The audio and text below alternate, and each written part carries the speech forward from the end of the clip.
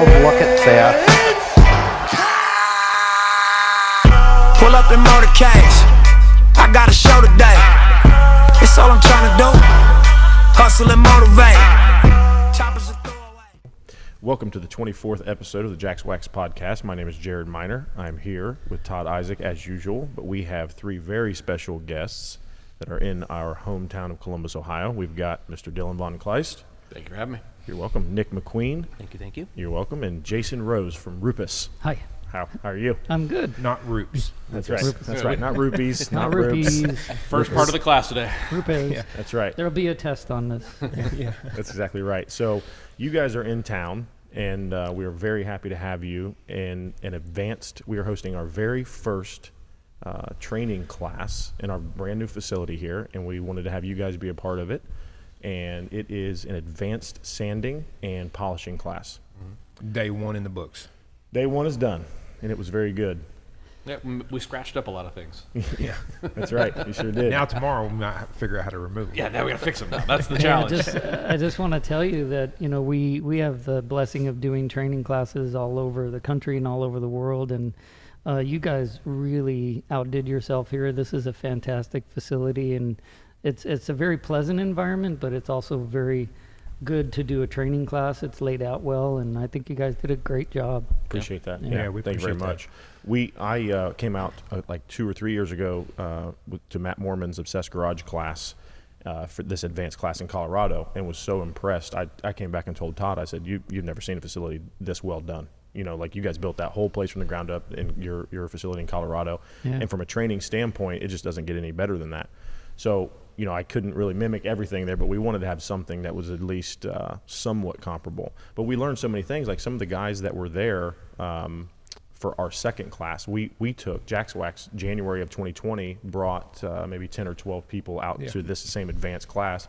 And those guys learned so much, but they also, from a facility standpoint, like the black walls, like the little things that they would pick up on that you guys figured out there, and how your wash bay is set up. And like, I mean, imagine if that was someone's detail shop. Like that would be the best detail shop you've ever seen in your life. It was set up. You could totally run a detail shop at that facility. Sure. The lighting. I mean, everything that, you know, if anybody, we told people when we came back, if you ever have the opportunity, you should go to this, you should go and attend this class, because one, you'll learn a ton, but you'll get some ideas, you know, from a facility standpoint too. Sure. In fact, we had a guy, you probably won't remember him, but he worked at a car dealership here, Randy. Yeah. Worked at a car dealership here in Columbus, and was getting ready to move to Florida and start a detail business. I remember him in the class. Yeah. Okay, yeah, and Randy O'Neill's his name, and he went to that class because we had told him about it, and he was like, man, he came back before he left. He was like, that place is unreal. Yeah. So kudos to you guys. I mean, you know, like you said, you're fortunate that you have all these places you go to, but home base is. It's second funny. to It's like none. the littlest things that you learn out there by going. When we came back from that first class, we had 2 guys. It was like the next week. They sent us like DMs painting their walls black, you know, because everybody's like natural thing is we want those walls white and you know, to be super bright. And they were like, one was Zach. He was out there painting his walls black right after he got back. We got to talk to Sherwin-Williams or PPG and just get a color called Bigfoot Black. Yeah. Yep. Yeah. You know, get some royalties on this deal. We're selling a lot of black paint, but not making any money on it. So Jason, just might as well explain it now. Why do you do that? What is you explained it in that class when we were there, but what's the purpose behind it? Well, it gives some benefit to paint correction, so we can remove scratches better if we can see them better. So we create that better visibility through contrast. So a lot of people falsely think that, you know, bright lights is what you need. You need to illuminate the scratch brighter, and that's not necessarily the case, but you just need contrast. So the reality of today's cars with clear coats is that when a clear coat gets scratched, it shows up to our eyes as a white scratch, regardless of whatever the base color is.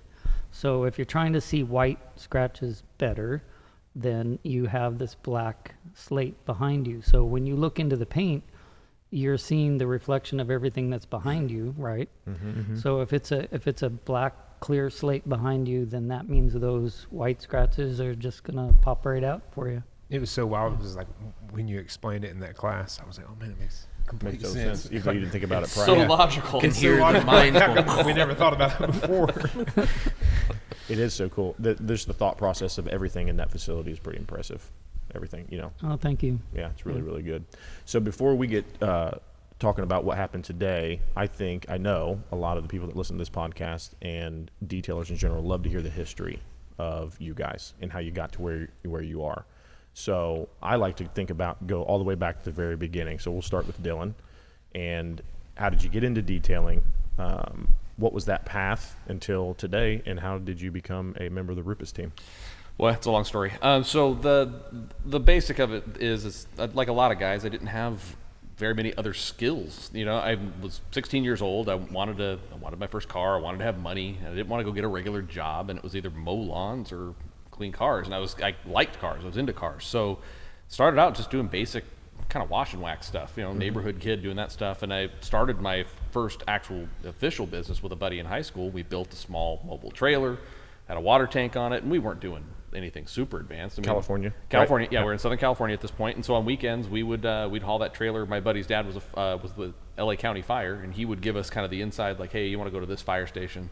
There's a bunch of guys there that have boats. So we'd go there, we'd set up behind the fire station, we'd detail boats, and firefighters always have nice toys, and they sitting around, nothing burning, they have nothing better to do than watch you clean their truck for them. So we'd go clean up on a weekend, make a bunch of money, and 16 years old in high school, and again, this is in the mid 90s.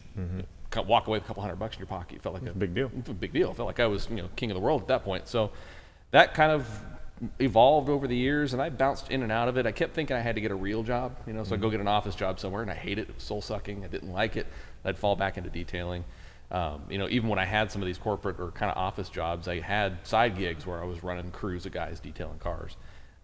Eventually that kind of morphed into I was doing private collections, things like that, and real discreet off the books things. This is pre-Facebook, so I wasn't posting everything on social media anyways, but well, this is from at 16 you're starting until when you started doing private collections. About how many years? Probably like 6-7 years in. Yeah. I got to that level because I'd gotten pretty good. I had some connections and just kind of worked my way up, and a couple of collectors would, hey, I need you to come in, I need you to be here this many days a week, I need these cars done. It would be stuff that was fresh off restoration or stuff they had just purchased, or just the general, like, hey, I just took this out to a show, it got came off the trailer, it's got scratches, that kind of stuff. Was steady work.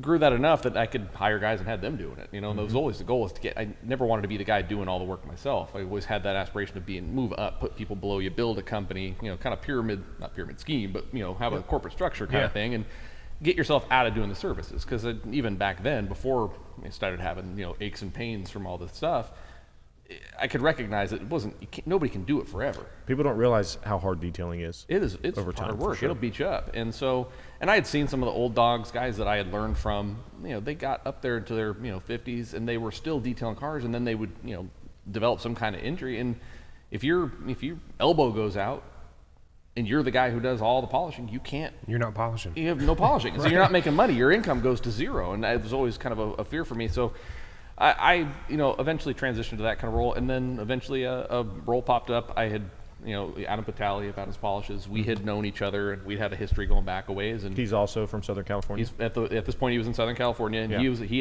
had a detailing business, AP Detailing, and we had known each other off and on. And he saw me one day actually use some of his products. So he had started his product line. I got my hands on it. Didn't tell him. We hadn't talked in a while. And I used his products in a magazine article write-up. I used to do a lot of write-ups and tutorials for Street Trucks and Truckin' Magazine and all these different magazines. And he saw that I'd used it. So he reached out. He said, hey, thanks for using my stuff in that article. Come by the shop in San Pedro. He's down near Long Beach. I'm having a clinic. It was a week or so out. He said, love to talk to you, catch up. I go down.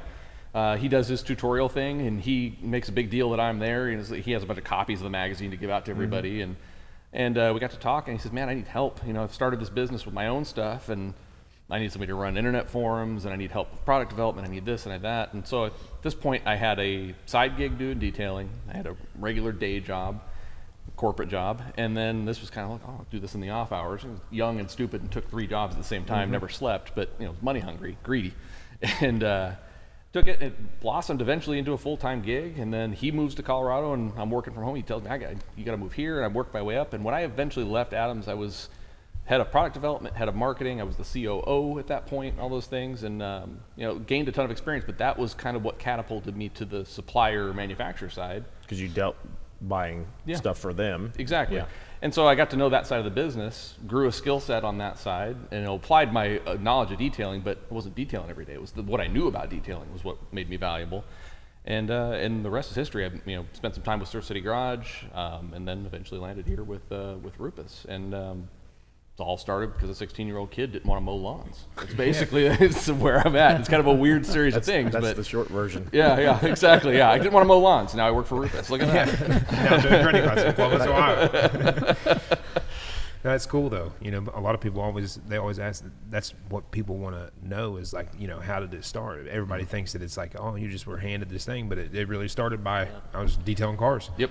And I always tell guys, you got to develop another skill set, and that's the one thing I think that gave me an edge through the years and was able to kind of work my way into these positions. Is I recognize that making a car shiny is cool, and people will pay you for it, but you're never going to make that jump to a supplier side as a detailer.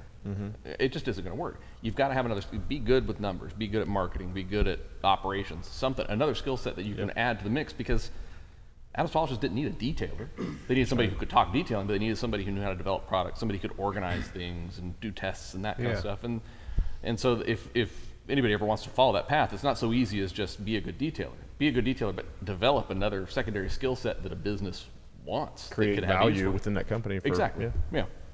It is really cool. And So they got a big advantage now because of the social media world. Exactly. Yeah, exactly. It's a lot easier to do it now. Yeah. No kidding. When you started with Rupes, did you go right into the marketing aspect? Is that Yeah, what they hired me on for that. Specifically, I did market. When I first came on, Rupes had literally just purchased Cyclo Toolmakers in March of 2015. And so it was August when they approached me and I got the job offer. And it's a small company at that point. They just started the U.S. operations. There was, I think, 2 employees at that point. Chip Case, who's recently retired, and then Todd Helm, who's now our senior technical specialist, were the only people employed by Rupes. And then there was the Cyclo side that they had just bought. They didn't have any infrastructure, so the job offer was marketing manager, but also had to do logistics. Yeah. So the first year that I was with Rupes, I was putting in purchase orders and all that kind of stuff, the logistics side of things, and then marketing as well. So This is 2015. 2015, yeah. It's a long way to come in 6 years. Yeah. Because they only had 2 people in the United States. Yep, that represented Rupes, and then they had purchased Cyclo, which basically came with a manufacturing team. There was no sales organization or anything with that, and yeah, it's kind of That's fast. stratospheric level. growth. Yeah. Yeah. Is Cyclo always been in Colorado? Yep, from its founding all the way till it founded down in Denver. It's now up in obviously Louisville. It was in Longmont, but it's always been in Colorado somewhere. Yeah, I mean, I remember Cyclos back in the day. Yeah, been around forever. And then so where Rupes became really big was when they introduced the 21 throw polisher. That was like, we went over it in the class today, but I got short-term memory loss. Was it 2008? 2011. 2011, 2012 is where it gets shown at SEMA and then blows up because everybody freaks out over this crazy tool that has a massive orbit. Changed the whole game. Mm-hmm. Cool. Mr. McQueen. Also known Okay, as Mr. Rose, go ahead. Also, all right, that was good. Also known as Lightning. Lightning McQueen. So the lightning deal, as you guys know, my last name is McQueen, so by default, I have to be a car guy. Yeah, you don't have a choice. So grew up as a kid, had some cool cars. My first car was a black Trans Am. So my first foray into detailing, I found a tub of turtle wax in the garage when I was a kid that at the time was probably 10 years old, cracked and nasty. Yeah. Asked my dad how I use this stuff. He's like, oh yeah, put a heavy coat on there, let it sit for a while, and then wipe it off. Okay, I got this. Yeah, I'm gonna put 2 coats on, 2 thick coats. I left them on overnight. Yep. Then I spent the rest of the weekend trying to get it off. Yeah. It's unbelievable that was kind of the first thing that I ever did in detailing, and it's landed me. I've stuck with it, and I'm still here. But that was kind of my first sour experience with detailing. Punishment, apparently. Yeah. So, kind of got into it there, went through college, kind of detailing cars on the side. Nothing serious, no major polishing or buffing or anything like that. Got out of college, had some other cool cars, and detailed them at home. And then I started posting some pictures online. That was kind of the early days of the forums, and posted some pictures on Facebook, and people liked what they saw, so my friends and family started bringing cars over to me, and I did enough of that, and I posted enough of those pictures that some people noticed. I went up to the Auburn Cord Duesenberg auction in Auburn, Indiana. Yep. I was just going to go up and buy some stuff from Adams Polishes. I needed to get some new towels and some stuff, and it's a half an hour from my house. So I zipped up there on Labor Day. I walked into their booth, introduced myself, and one of the people said, "Oh, hey, you're the guy that's been posting pictures on our forums, right?" I said, "Yeah, thanks for noticing." Yeah. So they said, you want to help us? Because they were wiping down all the cars that were going across the block, and it just happened to be raining. It was pouring down rain in this huge auction. I was kind of shocked. I said, well, I just told my wife I was going to be gone for like a half an hour, but Sure. yeah, sure. So they threw me a shirt, and I spent 6 hours wiping down cars across the auction block, and one thing kind of led to another. They offered me kind of a part-time job. I also had a normal day job at the time to fly all across the country and do shows and do demonstrations and talk Atom stuff. That led to a full-time position where I started managing the forum accounts that Dylan already mentioned. Dylan and I met each other. That's how you guys met. On the internet. Yeah, I met a dude on the internet. We had oh yeah, Game, way tell me ahead. We've been doing that for a long time. You might say it's gotten kind of serious. So I did that for a few years, working from home, managing the forum accounts, helping with customer service, traveling around and still doing the show thing. Got out of that for a while, and then I landed in the world of detailing and ultimately selling exotic cars. So I started at this exotic car dealership in the detail department, and that was my first exposure to Rupes stuff. I'd never used them, kind of heard about them at the time. This was 2013, I think. But man, these are really nice, and used them every day for about a year. I worked in the detail department. Eventually worked through, became the general manager. So I kind of got out of the detailing deal, but I still did it at home just to keep my skills fresh. So we fast forward to late 2016, kind of started to talk to some people at Rupes, and then ultimately I came on in summer of 2017. So I had so much experience using Rupes tools and pads and compounds that the transition to doing what I do now, going around and working with guys like you and doing training classes and teaching people, was super easy because I ran them every day, all day, you already every had the day. experience. Yeah. So that's kind of the semi-condensed version of how I landed where I am, and it's a blast. I love it. It's super fun to see the light bulbs go off in people's heads when we teach them things that, even guys that do this stuff every day that are really good at it and make a lot of money, and it's all good. If we can leave them with one little snippet that they'll take back, like painting your walls black. Everything. It's all There's so good. many little things that are, we're in this every day, and there's still so many little things just by listening to you guys that I'm like, oh man, that's a freaking no-brainer. It's my favorite part of it. Anyone can learn from it, no matter what their level is. They're going to pick something out. Yep. It's pretty cool. Now, the boss of gloss, the king of bling. What do you go by these days, Jason? Where is that guy?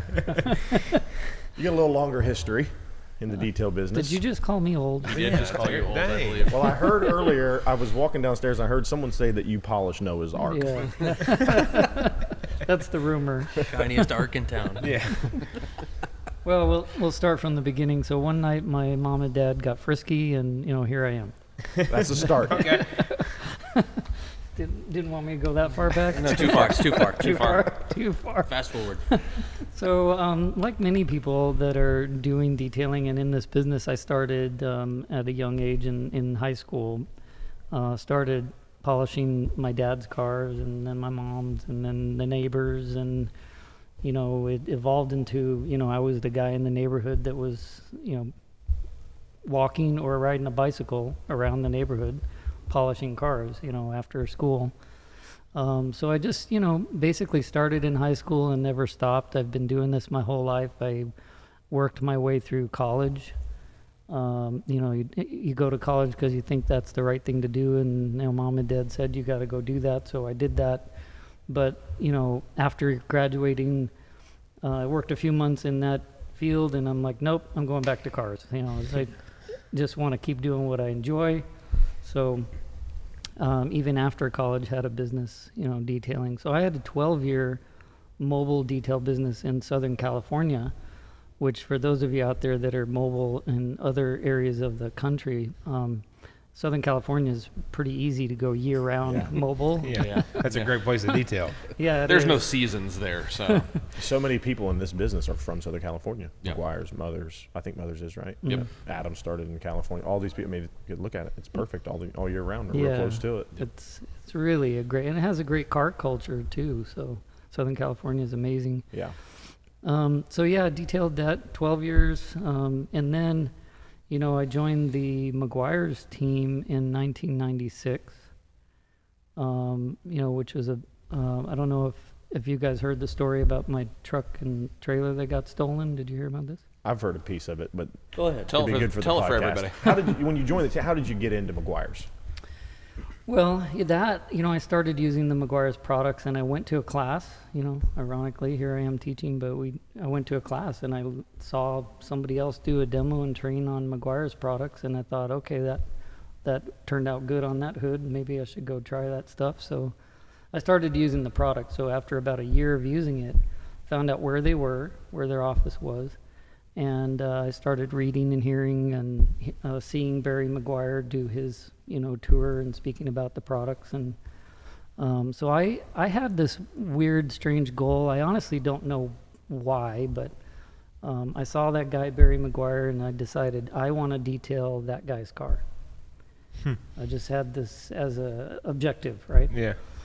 Not a guy he met on the internet, though. No. Not doing it right. So, and I walked into the office, literally cold called them, and I said, I'm Jason Rose. I'm here to detail Barry McGuire's car. And they kind of laughed at me and said, well, Barry does his own work and nobody touches his cars. So thanks for coming in, but no. So I got, the gatekeeper secretary at the front door just said, blocking you. no. So I took that hit and that rejection, but I continued to want to do that, and I kept seeing him at car shows and seeing him at trade shows, and I got to meet him once, at a trade show, and I continued to really try to detail his car. So anyway, long story short, I kept going to the McGuire's office and kept getting the no. So then I asked the secretary there, well, what about your car? And I offered to detail her car for free, just so I could kind of get somebody's attention at the building. So did her car, and that instantly got the attention of a bunch of other employees at the office. So I basically detailed my way up to the senior executives at McGuire's, kind of got their attention, and then it turned out that after a while, every Friday, they were my main account, and I would spend the entire day at the McGuire's office. Just cleaning cars. Cleaning cars, Yep. detailing, polishing. And then finally one day, Barry came out and was walking by the garage while I was working, and he says, I'm getting really busy, and I think it's time that, I hire somebody to do my cars. I've never done this before, but, I'll give you a shot. He was at the point where he couldn't do it himself anymore. Right. Yeah. Time-wise, he just couldn't. So that was my first time detailing Barry's car, and it was very painful because he is. What car was the first one? Oh, it was a Mercedes, a black Mercedes at that time, and it was his daily driver. Yeah. But he is, as he appears to be, very super picky. So I spent several hours on his car, and he just picked it apart. And oh, you missed that, and how about this, and can you do that? Call yourself a And- detailer? God. Exactly. So very deflated after that experience, but it was exciting for me at the same time. Sure. And then I continued to do some of his other cars and the family cars and things like that. But that happened, and then one of those Fridays, I was at the McGuire's office, and I'm going to be dating myself here, but I got a page. Oh, wow. Beep, beep, beep. Beep, beep, beep. Yes, I got the page. Then he looked for a payphone. And I went and looked at her phone. Search Yeah. the block for the nearest payphone. What's funny is how many people listening today would not like cannot relate at all. Yeah, What's a that's happened. pager and a pay what? To think Yeah, that you couldn't pager have was- just the access that we all have, we all take for granted, Crazy, right? like that. Yeah. everybody used to send the little messages on pagers. Oh yeah, there's Right. Turn it upside down. There's you all can these read. little different codes. yeah. And you had to remember, what does that mean again? Yeah. They either hate me or they love me. God, I forget which one. Remember. So that page, I went into the office to use the phone, literally there for like 5 minutes. I came back out and my detail rig was stolen. While you were using the phone. Yeah. It Wow. was taken right from the parking lot. I had the pressure washer hose out and they disconnected, left it there, and it just literally is gone. So I had a lot of money into that rig, and I got my first education on insurance. Yeah. Because I found out that anything that wasn't bolted down to that truck is not covered, which was a lot of my real expensive stuff.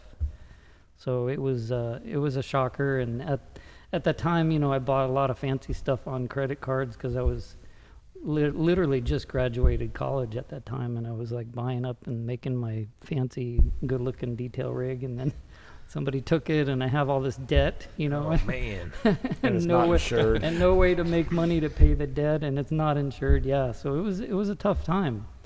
It was a couple days later that Nicole McGuire, Barry McGuire's daughter, called me up and said, "Oh man, I heard what happened, and the family wants to help you. We want to do whatever it takes to get you back on your feet. Whatever you need, equipment, a vehicle, That's cool.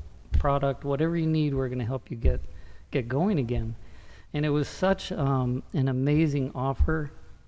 I mean, nobody's ever offered to extend a hand like that to me Yeah, before. that's crazy. Just amazing offer. But it was at that moment that I decided, I'd been 12 years into this detailing thing, and like you were saying, Dylan, you start feeling it in your body after you detail cars every single day. And I thought, what is the next thing for me now? What's my next phase? And I decided at that moment that I wanted to work for this company.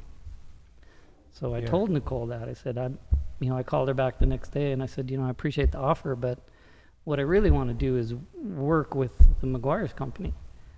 So she made some calls, and long story short, they did not have a position for a detailer, because at the time that's what you would. That's what I you're was. doing. Yeah. Yeah, we don't hire detailers. Like you said, Dylan, it's don't spot hire 'em. on. You got to have Another skill set.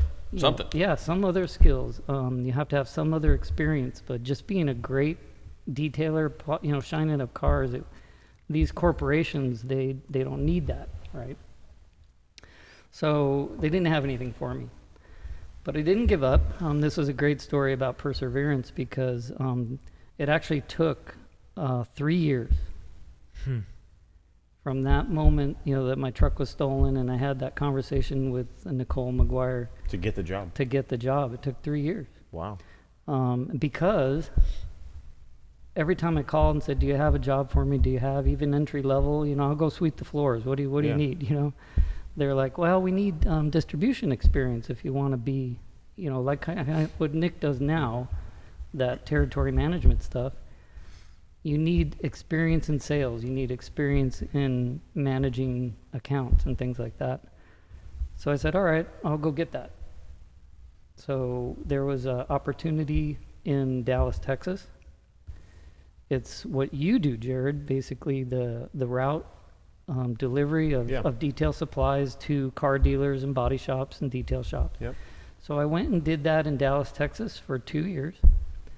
Every few months, I'd make that phone call to California. "Hey, do you got anything for me? I'm out here working. I'm selling McGuire's I'm learning." products." And, because the distributorship did sell McGuire's products I out got you. there. So it was not a McGuire's. It was a distributor that sold McGuire's. Exactly. Yeah. Yeah. So anyway, they eventually I made that phone call every few months, and one time I about fell over in my chair, but they said, "You know what? We do have something for you." We're sick of So- you calling. Just come on. Leave us alone. We gotta get this guy's gotta. This is a story of persistence wears down resistance. So I moved back to Southern California. I got entry-level sales position, and then progressively, advanced my way up the ladder in that corporation. I was there for 20 years, and sales, entry-level sales manager, did some technical marketing, did training, was on their product development team. And then at the end of that 20 years, I left the company being their global trainer, coordinating training efforts globally for that company. And then I joined Rupes in 2015, the day after Dylan. I was just going to remind you, how many days before did I start? One. Okay, good. So seniority still is mine. It's a big day. I said, well, thank God, they're going to hire me an assistant only on my first day on the job. This is great. Jason who? Rose, good Lord, no. Wait a minute, not that guy. Oh, God, stealing all my thunder already. So I'm very happy that you use the word seniority, because usually you use the word superiority. Well, we know the truth. But, yeah.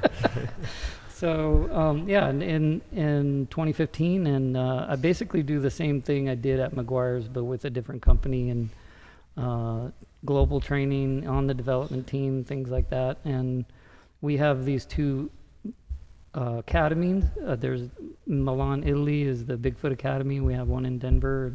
So I coordinate our training stuff, and it's super. I mean, for a guy that in high school was wiping on cars, this is the dream job. Oh yeah, Wacky, right?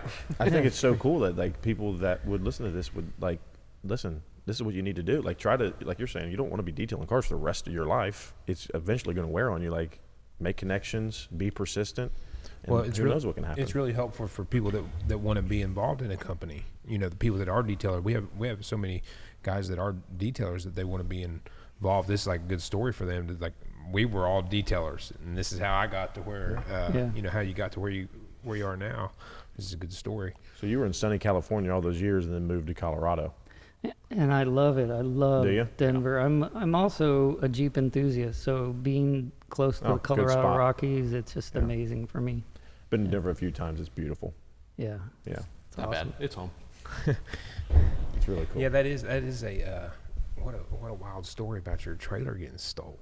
Just out of nowhere, and they never found it, or they did find it actually, but I was in Dallas, Texas by then. I'd already moved, and it was weeks or months later they found the truck. It was stripped down to the bone in Los Angeles, and man.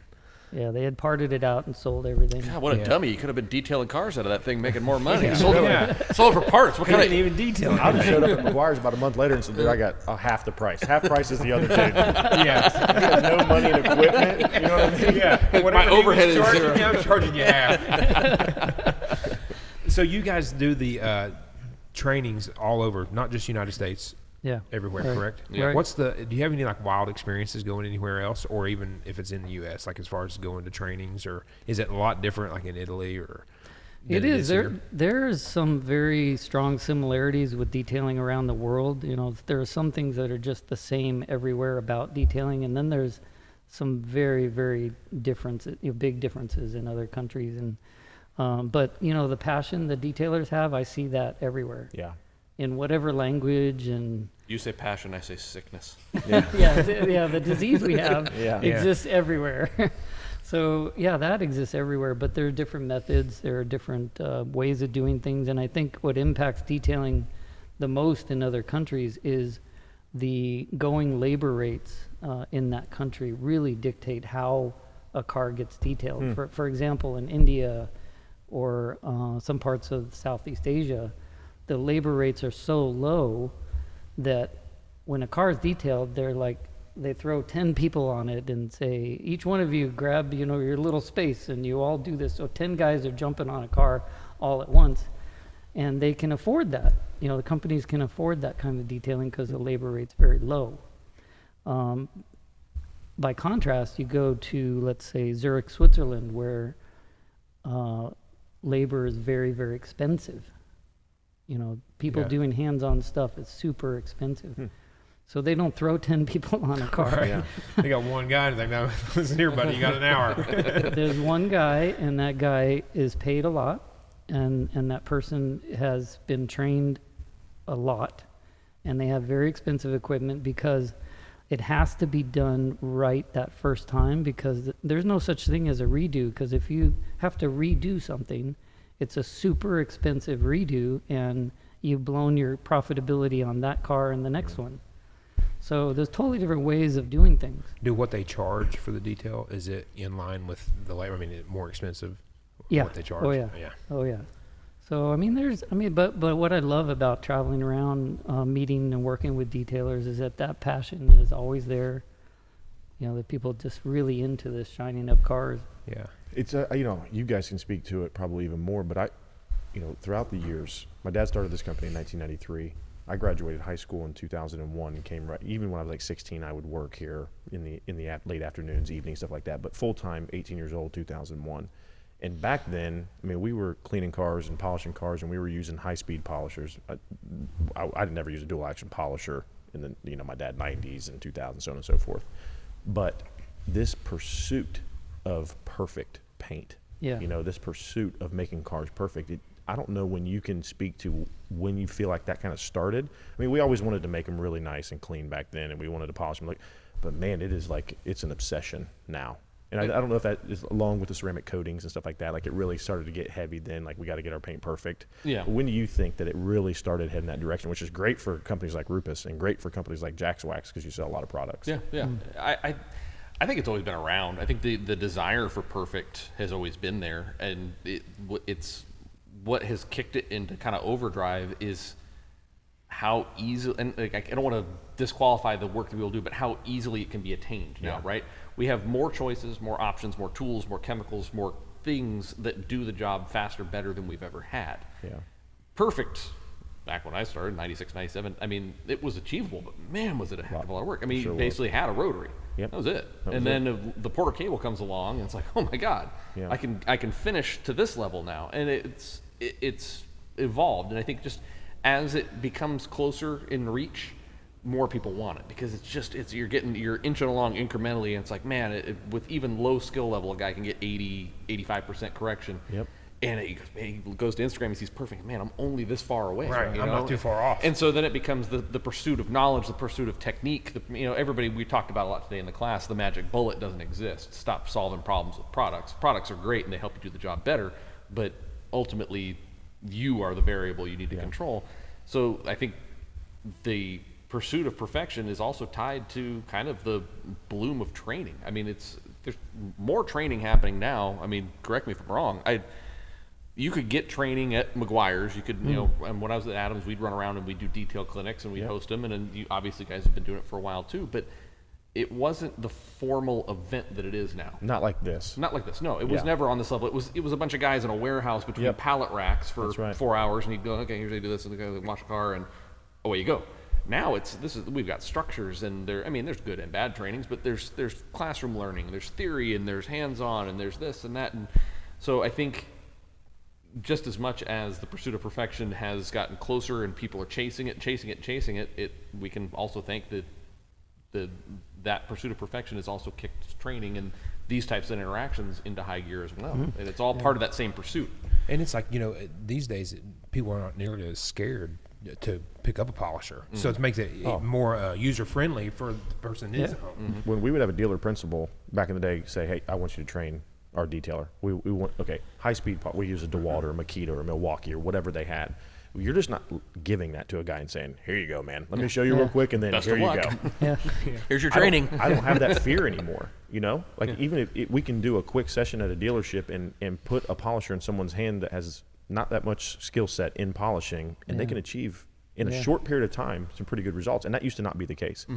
So those things have just changed. It's an years. addictive high. Think about the skill set that you give a guy, or the same high we get when we polish a car. The thing that started us all on this path, and here we are. We're still doing it. I still polish my truck, and I get all giddy when it's all perfect. But think of what that does for that guy who didn't. If he gets hired by a dealership and say he's never polished a car before, and they teach him just the basics that he could do like an 80% correction. That guy is now hooked because he's got that high too. He just he took something and he took it from this and made it this much better. That's a powerful thing to teach a guy something, and it's especially if you're a car guy, then it really kind of gets into your skin, and then you really you want perfect. That feeling of stepping into a clean car, like a perfect car, interior, exterior, whatever. We get it, and there's so many in our business that do, and that's what drives them. It's so cool. So we have Nick handles our account. And we have been recently in the last 15 or so months, 16 months, been opening retail stores all over. And Nick to a lot of these has held classes, instructional classes, and that class is more of an introduction to paint correction. We want to show you the tools and get your hands on them, and maybe these people are Rupes customers and have polishers. Maybe they have a 15 or a 21, but this gives them the opportunity to use maybe something like a Miele or a Nano, which they haven't maybe pulled the trigger on yet. And we'll talk about equipment. But that class is really cool, and getting ready to have one in Greensboro, right? Next Saturday. Next Saturday, Yep. yeah. So that's a cool thing if you're in the area and you want to check that out. It's a hands-on thing that we can create for people and show them all the opportunities that Rupes has with equipment, so on and so forth. And then, so that's one class. And one of the number one things that we get from people that we always get asked about is the guy that isn't to this level, like the 2-day training, advanced. They're just one man, show me how to use a polisher. Yeah. The entry level. Yeah. So we get a lot of that. So for these stores, it's essential. It's been pretty big as far as the request for it. One of the things that, like, when we talk about what they can pick up, like priming a pad, I mean, you guys see it. There's so many people that we deal with that have no clue what that is, or have any clue the proper way to do it. So like little stuff, like when I first went to your class, the Obsessed Garage one, and I remember like you saying, if you take anything from this class today, work clean, right? If I can tell you one thing, clean your pads out as much as you possibly can. Work clean. Because I've walked into so many detail shops and dealerships because a general manager or dealer principal has told me, man, we need help. We need process help. We need this. We need that. And you walk in, it looks like an F5 tornado went through it. Right. You know what I mean? It takes us so long to do stuff. No wonder. I don't know why. It took me 35 minutes to find what the degreaser to clean the wheel. Like, so work clean. Like in a detail environment, you can work so much more efficient, and it just makes a lot of sense. And I picked up on that. Like, I've always just kind of taught that, but it was like I watched the guys around there, and that class was like DIYers mostly, I believe. Yeah, a lot of the Obsessed Garage guys are. Yeah.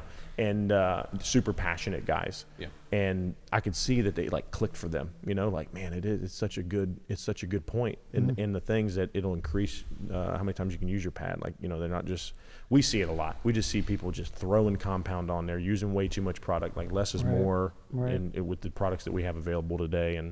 And it leads us into what today's class is, which is an advanced class. And arguably, I mean, I know these guys are all excited to be here and what they're going to learn, and I'll let you guys speak on what you teach in these classes.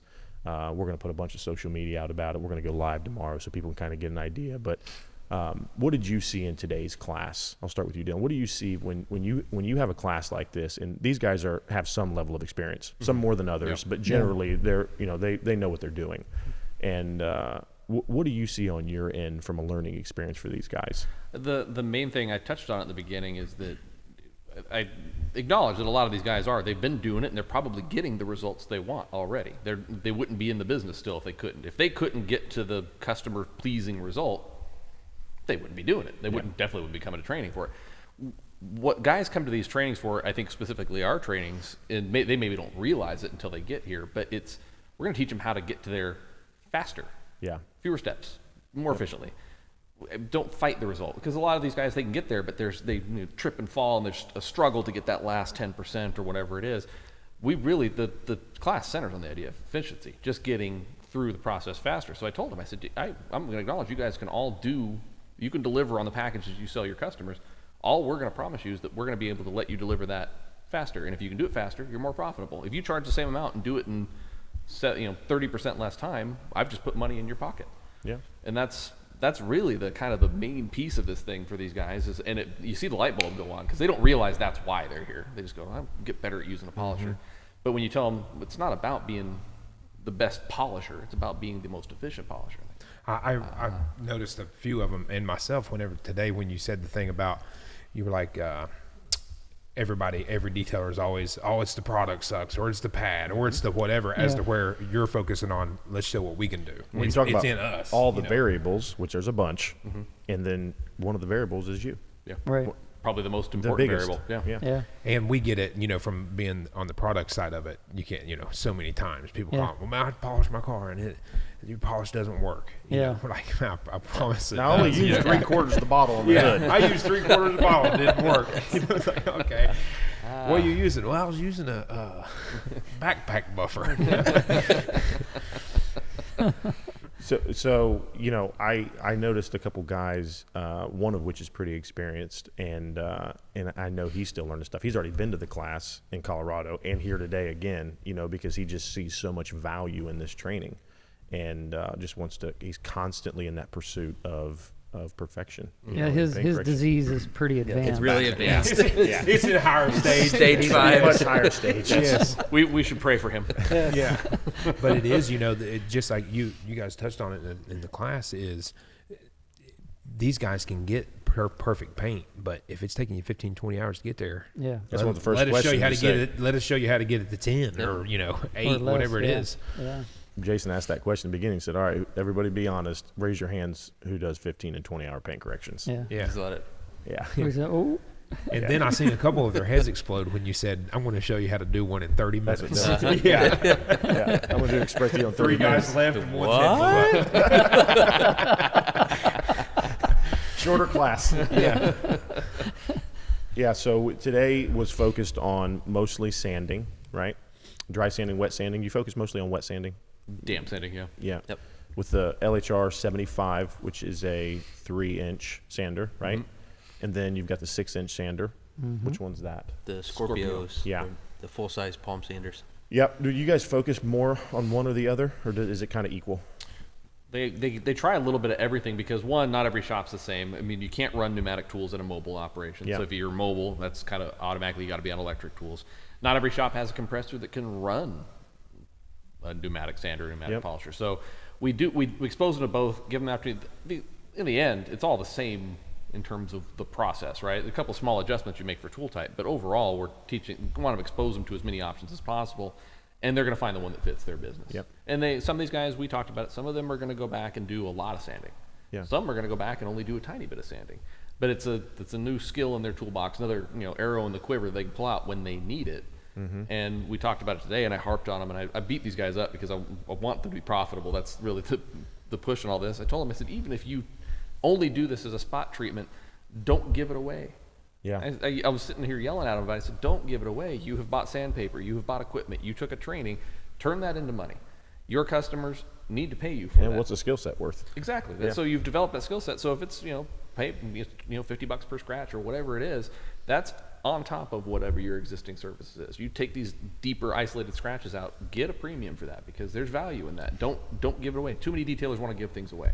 Yeah, sure. And so hopefully the light bulb clicks for these guys because they got to play with the small ones, and that's you take that 3-inch tool and you zip out scratches here and there. Adds a few minutes to the job, but it's something that you can then mark up, and it's a value to the customer that's got chargeable value on the invoice. So. And the fact that I don't know, I was in and out today, but I know I've heard it in other classes you've had, is showing, where a guy will just hammer on a scratch with a polisher, for example, for a long, long time. Will you show them the advantage of, let's sand it, right? Yeah. We're going to make this a lot easier for you, because there's just this hesitation generally. Not with some of the more experienced guys, but people are like, I don't want to wet sand. Yeah, you know what I mean? I'm scared of that. Very scary. Where you actually flip it and say, well, let me show you where this is a huge advantage and where we should actually sand. And then it'll make the polishing process much easier instead of just hammering away at this deck lid for 4 hours. And I think that I know that these guys get a huge benefit from that. Well, another procedural advantage of doing this type, and we're talking about, by the way, for the listeners, a very specific type of sanding. Yeah. So it's probably not what you think it is, but it's a foam disc sanding is a very specific type of sanding. But what I notice about many detailers is if they are doing test spots or they are trying to figure out what is the product combo and what is the procedure, they usually dial that into the most aggressive scratches that they have on the car, right? So they, I got these deep scratches, I'm going to figure out how to get those out, and then I'm going to take that combo and do the whole car. Well, that is an inefficient and inaccurate way of polishing paint, because all of the defects on a car are not the same depth, they're not the same severity. What's likely to happen on cars is you have deep scratches, you have moderate or medium-sized scratches, and you have fine and shallow scratches. But if you take a different approach to this and you do spot sanding or spot repair on the deeper scratches, and then you dial in your procedure for the rest of the car for medium and fine scratches, well, guess what? You just left more paint on the car. You didn't have to remove all that paint. Yep. and you saved yourself some time because you're not hammering the whole car with an aggressive method. Yeah. For sure. Those are the little things that everybody that they learn in here. But I learn it. As far as like explaining it, when these guys learn that, it really helps them when they go right into the work the next time. Zach, when he came back last time, he was like, man, he was buying sandpaper and he went right to it, and not doing the whole car and doing the little spots. Yeah. Well, I know you guys touched on edge work, and I heard something. What the theory behind? Do you like edge work first on a vehicle or after the fact? Do you polish the whole car then do edge work, or do edge work first and then polish the car? Are we doing our advanced class on this podcast? I feel like we're giving away all the Yes. secrets. Yes. It's a discounted rate. Come but to we're one of these charging classes to find out. Do you need my home address? This for is Yes. pay per That view. comes next. the royalty payment? Yes. No visual aids. It's an auditory instructional guide. So, going back to your question, there is a strategy on edge work, and part of our classes we teach people to think and do differently on the edge work. And what we mean by edge work is the outside 2 inches of every panel and the curves and contours and tight areas. So what we're saying is approach those areas differently than a flat part of the panel. And if you think along those lines, if you think about that kind of strategy, you can actually get a car done very efficiently and very, very well done. And we talked a bit today about, do you do the edge work first and then hit the flat part of the panel, or do you do the flat part of the panel and then do edge work? And there was, I thought, a great discussion about strategy and what would be the best way to do that. And the bottom line is it's really depends on, do you have a multi-technician approach? Are you doing this by yourself? And what level of quality finish you're seeking? So once you answer those kinds of questions, then your strategy becomes evident, For sure. Something we didn't say in that, and I think it's funny because a lot of these guys are younger in this class. They wouldn't remember, but all of us here, I think, can remember there was a time where there wasn't edge work tools. Oh, for sure. They didn't exist. You had to do it with a 9-inch buffer pad. Full-size tools, and then everything else was done by hand. I remember having to go, God, your door handles, and you're sitting there with a towel rubbing a door handle forever. What a time to be alive. These kids, they don't know. We used to detail uphill both ways in the snow. But it's funny that we even have this conversation because, the basically edge work back in the day, if it was back in the rotary only days, you could downsize to a smaller pad and with extensions and all kinds of stuff we'd use on a rotary. But the idea that you have options and different sizes and 3-inch and 1-inch and 2-inch and all these different things you can do edge work with now, these guys have almost an embarrassment of riches when it comes to the number of choices they have.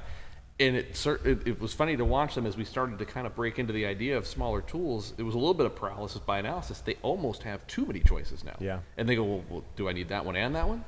Well, maybe. Do you work on that? Well, what about this one? And it just becomes this, oh God, I don't know which one I need. So it's just funny because I hadn't quite thought of that for a while, but I'm thinking when I was at this stage that these guys are at, didn't have to think about it because it just wasn't a choice. It wasn't a choice. It was just you just did it by hand or you did it with the big machine you had. That was Try it. to stay away from that edge. Yeah, stay away from the edges. Yes. Yeah, exactly. We think about, Nick and I have had this conversation because at a store, for example, and a person is interested in upgrading their polisher. Because a lot of times a DIYer type person, which is a big customer in that store, is not stepping right into a Rupes polisher, right? They maybe are using it 4 or 5 times a year. Maybe initially they can't justify the cost, for example, until they get one in their hands and they're like, okay, I see the difference, right? Well, what we'll see is when we say, all right, if I were going to get one tool, that's the question from the customer. If I were going to pick a tool, what would I get? Because this embarrassment of riches of all that we have, but if I can only afford one, let's say that's at my price point, and I always push them into the Mark III 15. It's just a great all-around tool, and Nick explains how it can get into so many different places, and there's a ton of advantages to a 21 if you have the budget to do it, or so on and so forth.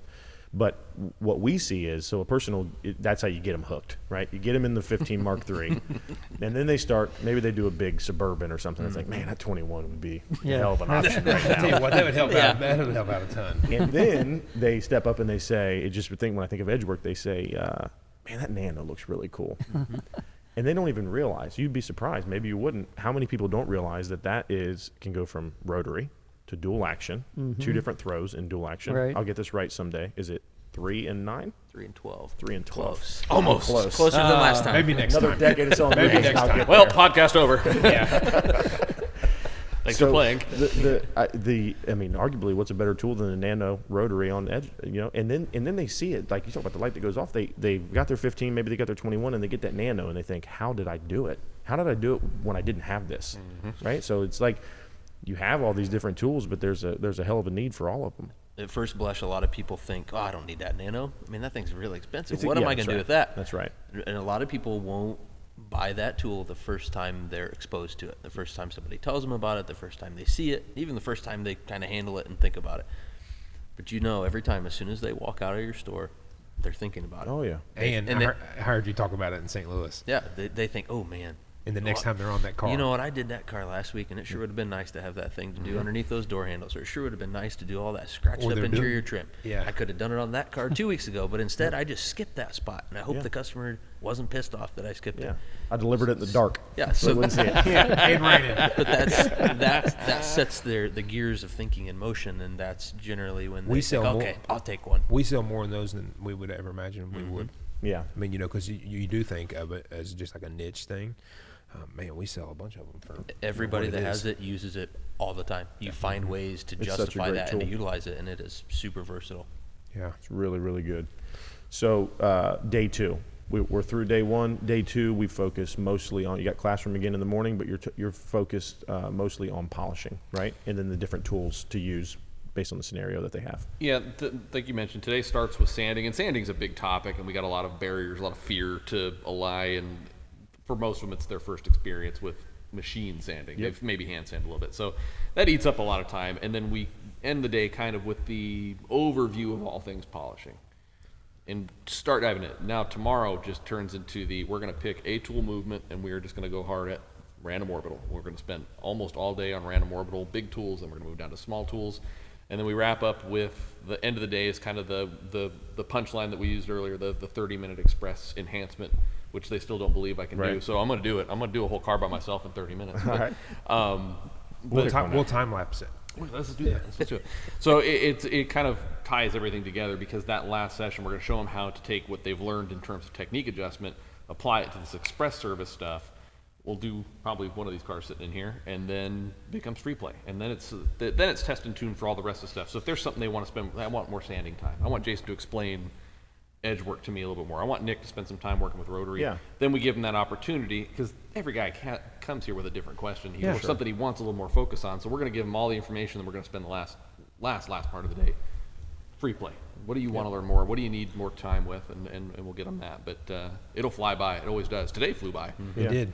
You know what's so cool about it is we have a diverse group here at this one. I was noticing today. We got body shop guys, dealership guys, mobile guys, regular.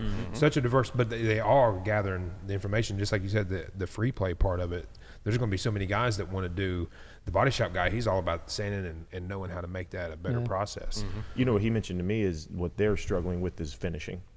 So he really tomorrow wants to focus on a better way to be. Obviously, the efficiency comes up a lot, but to be able to finish the paint down to where he's just he told me today they had a cruise or something. It's like a red color they painted, and it looked great when they did it. And then the next day he walks out and he's like, there's swirls everywhere. It's just they're not finishing the way they want to. So tomorrow he's super and he was real interested. transparent whenever you guys asked about what he was looking to get out of the class. He was saying, he's like, man, I need to learn how to finish better. And it wasn't like he was trying to say, oh, I'm the best, which was good. He's a very humble guy, and it's awesome for a guy like that in a body shop where he's actually on sanding marks every day, all day. Every day. Yeah, we didn't tell him a whole lot he didn't know already today. I mean, maybe fixed a couple of his bad habits, but he'd sanded some stuff. That guy sanded a lot of stuff. We're gonna rock his world tomorrow with the dual action polishing. It's because as we mentioned earlier today in our class, it's a way for that guy in the body shop to finish that paint with such high confidence that it's a guarantee, and a guarantee is a strong word, but it's a guaranteed swirl-free finish that he can accomplish. Well, we're going to teach him that. And in that world, it's not so much a problem anymore, but when we are beating down doors to try to get dealership business, and so many have body shops attached now to the dealership, so that's just part of it. And there's like this tunnel vision of I use this products and I use this polisher and this is the way it's always been, so this is the way I do it. And then when you can show them what you're talking about, and it's just like, man, this is what I needed all these years. This is what I needed, and now we can achieve that. So it's good for us as a selling point to get in the door to these things. Like, we can show solutions. That's the idea. You mentioned it earlier. Like, we're trying to solve your problems. We're trying to give you solutions. It's not so much about selling products. It's about selling solutions. Here you go. And it's true. It's helped us a ton. The training aspect, that's such an important part to the car dealer world. It's a big part of our business. People that know about Jax Wax from a social media standpoint see Instagram accounts, and they see retail stores and online sales and stuff like that. But when my dad started this, it was knocking down doors, beating down doors, and going to car dealerships. And it's still a huge part of our business, route trucks. Yeah. So as a service that we can add to those dealerships is the training aspect, because it's important.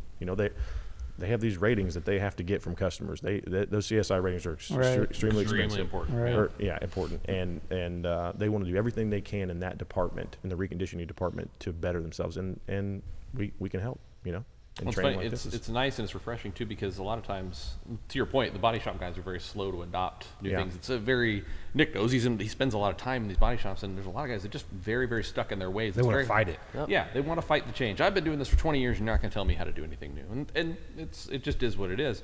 It's refreshing to see a guy admit and kind of acknowledge there's a finishing problem, and he's open to the idea of training. And that's a rare breed, the guy who's buffing on the paint, because the last guy who touches the car at a body shop usually is the guy who gets kind of beat up quite a bit, because even though it's probably the painter's fault that the paint's undercured, or the sanding marks are still there, he's got to fix it, and he owns it at the end. So the fact that he's even asking, every single body shop has that problem.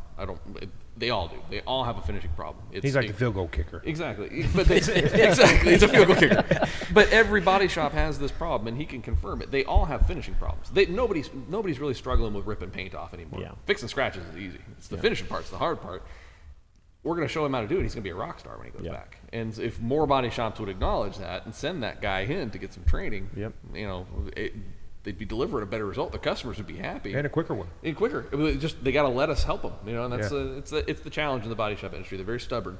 A lot of cool guys in the body shop industry, but man, do they like doing it the way they've always done it. We see more and more that they're easing up, though. They're starting to accept some of the technology and some of the stuff that we're willing to offer, because at the end of the day, Anthony, the guy we're talking about, wants to make his job easier. Well, he said he's proud of what he does. Exactly. He wants to show some pride and wants to pump out quality work. Yep. If you don't have the right tools and the right skills, you can't do it. That doesn't matter how many steps you do. Yep. It's not going to work. Yeah. We got something we're going to show him tomorrow that the other thing hitting body shops is this younger generation that's getting employed and helping out in the body shop. Those younger guys that actually willing to work. It's a whole nother conversation. That's a whole other podcast. We had 12 interviews in the last 2 weeks and one showed. So, all right. But it's refreshing to see some of these young guys that a couple of these end up in our academy, and they're also humble, and they just flat out say, hey, I'm here because I saw what that guy has been doing for 20 years, sanding and rotary buffing and all that. And that resembles work. Yeah. And I'm here because I want to see, is there an easier way to do this? Got to be a better way, right? Yeah. Sure. So it's kind of cool when you see a young guy, have an open mind like that and say, I watched what this guy's been doing for a long time, and there's got to be a better way. And there is. Yeah. We've had some questions come in that we're going to ask. People submitted through Instagram, Facebook, and some different places today. But if you touching on the polishing, I think everybody always wants. If you had to give, we'll go down the line. If you had to give one tip, and you could just give one tip to a guy that says, what's the best tip you can give me for polishing paint? What would your tip be? Ooh, okay. Narrowing down to one's going to be the tough part. I know mine, and go ahead. It's the one, Jared, that you got out of the class you came at our academy. So one thing that can have the most impact on results is frequent cleaning of the pad on the fly while you're working on the car. I was hoping that was going to be one you said, because that leads into one of the questions, but what was yours? So Jason stole my answer. Well, and was he looking at your notepad? Son of a... I would say to shorten your buffing cycle. We touched on that today. That's a good point. So many people in so many industries, so many places that I go that we talk with and we work with, they overbuff stuff. And that causes its own set of problems. Yeah. And then it goes back to what we talked about. They blame the product. If you use the product the way that it's designed, it's going to work the way that it's supposed to every single time. But so many people spend too much time buffing. Yeah. Shorten your cycle. Yep. I'm going to go a whole other route, and this is one that I've used quite a few times. Don't polish angry. And it's funny, but at the same time, we've all been on a car that's kicked our butt, right? Yeah. And it's fought the result, and you've been challenged by it. And I observed this in myself once, and it kind of triggered it for me. But it's just, if you get more and more frustrated, you don't think clearly, and you start you're making weird adjustments, and you're throwing things at the wall. If you ever find yourself polishing angry, you're getting frustrated with a car, put the tool down, walk away, Come back and Get your beer. Scrub the go carpet. get a beer, go do whatever you got to do, count to 10, and come back and look at it with fresh eyes. And it's funny how quickly that can fix things for you, because when you are in that frustrated, agitated state, and you just got this stupid car and nothing works, well, you're not trying to solve the problem anymore. Now you're just angry at the car, right? And then that's when you start doing this compound doesn't work, and that pad doesn't work. So if you don't polish angry, walk away, take a breather, come back and look at it with fresh eyes. That's always good advice. All good tips. Yep. So a guy from Vegas, Joey's Detailing, he says, what's the best method for cleaning and conditioning pads? Okay, well, on the fly, compressed air. Yeah. Second to that would be vacuum. We talked about today, and that got a lot of guys, their light bulb comes on, oh yeah, I can suck the debris out of the pad, right? So clean crevice tool and kind of vacuum the pad. Afterwards, it's a little more complicated, but we teach a machine washing method, like throw the pads in your washing machine, if you're allowed to do that. If your wife doesn't let you, then don't tell her I told you. But I thought you were going to say get a new wife. yeah, there's that. But without getting all the details of that, the one thing that we do teach as a part of that is don't let the compound dry in the pads. So we coach the idea of keeping a bucket, 5-gallon bucket, half full of water. When you're done with that polishing pad, you're not going to use it anymore that day. Throw it in the water, face down where the compound is, and I take a grit guard or whatever your dirt trap or whatever you want to, flip it upside down and put it on top of the pads. Keeps them under the water, keeps them wet. If they stay wet, the compound doesn't get all hard and crusty, and they're a heck of a lot easier to clean. If you let them get, everybody's done that, you throw the pad on the cart, forget about it. Yep. It's a nightmare to get that pad clean. You might as well, by the time you've wasted the time trying to clean it, you might as well just throw it away and get a new one. It's better for our business that way too. Yeah. But yeah, keep them wet. So a bucket of water, that's a good tip. And then while you're on the fly, just blow them out as frequently as you can. To touch on that even more, though, do you go about a different process cleaning wool pads, microfiber pads, foam pad, like frequency? Are you cleaning wool pads more than you would a foam, or is it all the same? Microfiber pads need to be cleaned the most frequently because they're, generally speaking, the most aggressive. So you're removing the most material.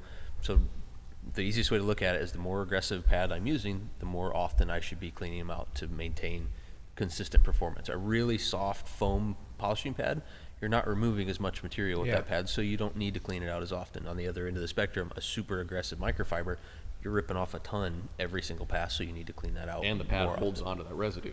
Microfiber by nature wants to hold. You've got the abrasives from the compounds. Yep. You've got the clear coat. So are you doing it every panel? For example, am I using a blue coarse wool pad, and am I cleaning it out every single? I do a fender. Am I cleaning it out? Well, that frequent?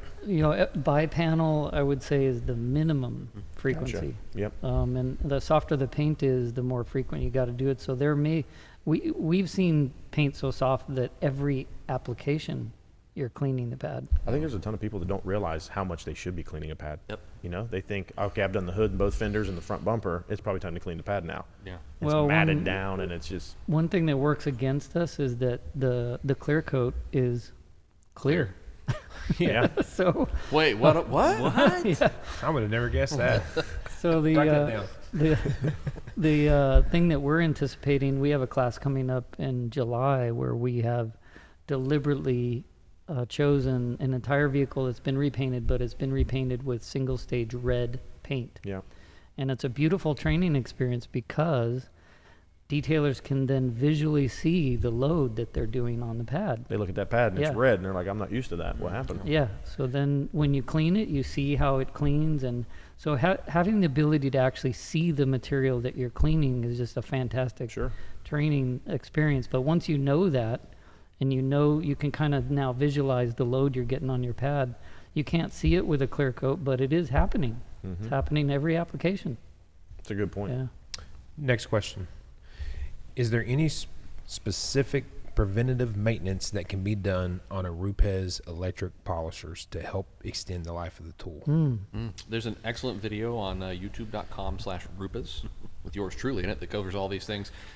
We cover this in the class too. So on the tools, really the gearbox is sealed. It's already got lubrication in it. You don't have to worry about doing any internal lubrication. But the shroud, where it contacts the backing plate, if you're an infrequent user, once a month. If you're a daily user, once a week or even more frequently. A little bit of dielectric grease, keep that lubricated. It comes lubed from the factory, but it needs to be relubricated.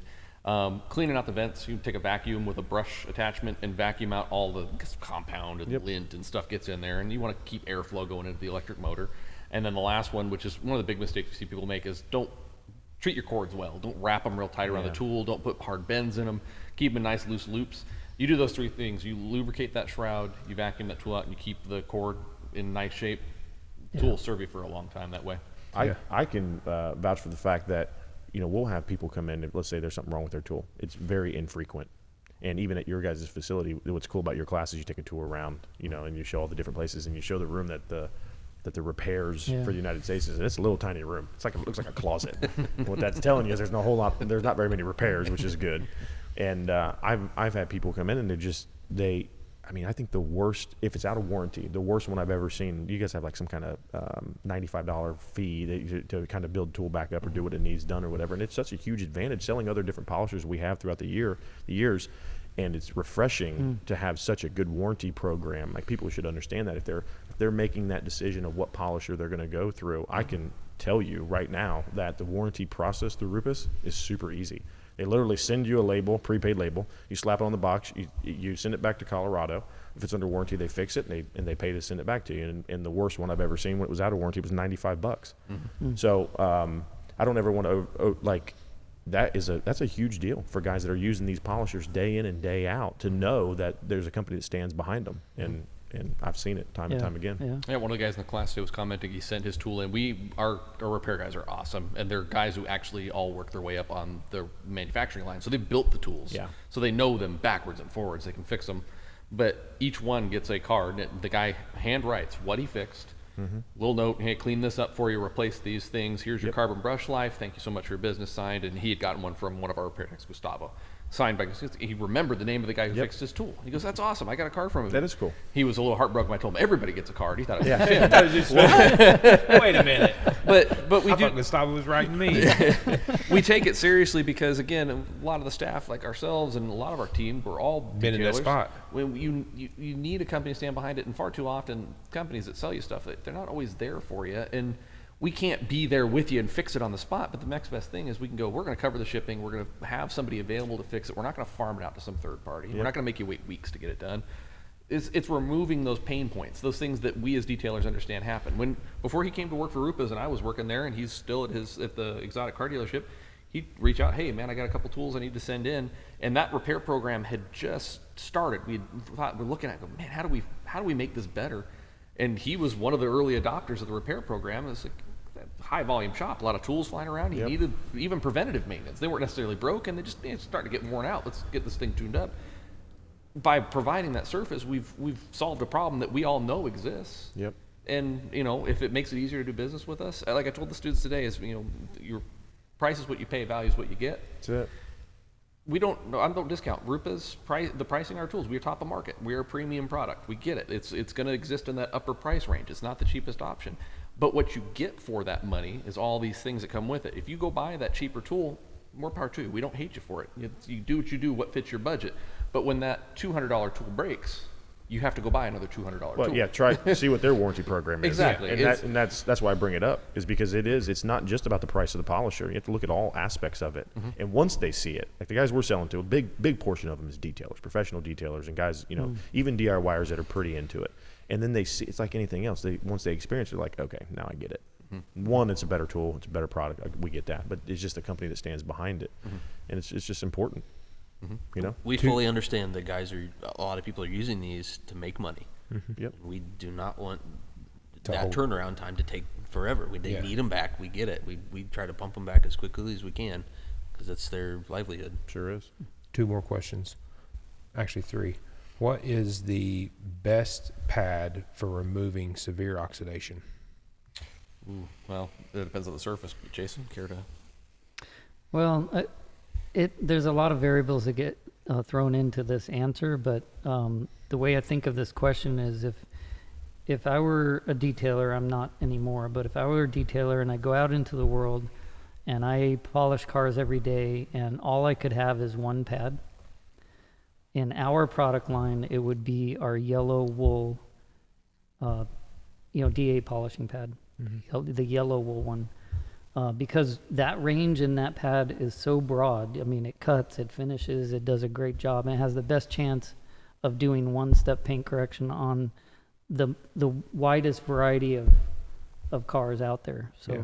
So if you stuck with one, that'd be the one. yeah, that would be it. That yeah. combo between, when we talk about, hey, I got to pick one tool, but the combo between the yellow wool and the yellow foam, you could do a lot with those two pads. Absolutely. Bunch. Yeah. Next question: do you guys do any classes up north in Canada? Up, way up. Oh, Way it's up been north. it's been an ongoing thing. So we were very close to getting our first one organized in early 2020, and then we all know what happened next. So it's still one of those things that's in discussions. We have distributors up there, and they're willing to host. And it's one of those things that we've got to get back on the calendar, but we're just not quite to that. Not all the way there yet. Not there yet. It's going to be Yeah. hard to get into the country and do those things, and I don't feel like being arrested in Canada for doing a detail training as much as I want to do it. Yeah. Well, someday. Illegal underground polishing training. Last question is from Zach Copus. He says, "Is Jason coming to help me polish this '69 Chevelle tonight?" He's waiting on you. He said. That's a definite maybe. Tell him to head this way. Jason needs a ride. Yeah. That's awesome. So, guys, I said it earlier in the day, and I meant it. I know that everything that went into today and tomorrow, this class, is not the easiest thing to do. You guys send a lot of equipment out here. You have cost that goes into that, and I know it's a big deal, and I know it's much easier to have in Colorado. So I genuinely, all of us here at Jax Wax, appreciate you taking the time to be a part of this class. We certainly want to involve ourselves with top class companies like yourselves, and I just really want to say thank you for being a part of it, And for sticking with it, man. We've been trying to plan this thing pre-COVID, and then that happened, and then we still stuck with it. We really appreciate you guys putting all the effort to make it happen. We Our appreciate pleasure. you guys. We appreciate your business and the fact that you guys support us fully. Yeah. If you didn't and you asked us to do this, we would have just said no. Oh, we can't. Is anybody else? We're busy. Is there any other reps for the Midwest area? I've been looking. You guys know any? Specifically, just Columbus. Just I'm right not in this even area. really worried about anything You guys else. do trade-ins? Gonna get a guy to fly in from another territory just to handle this account. All jokes aside, me and Jared talk about it all the time. If we could have all reps like Nick, we would be set. Yeah. He's a good. big part for why Rupes has been successful with us. For sure. Awesome. You guys are Yeah. great. We always have a blast.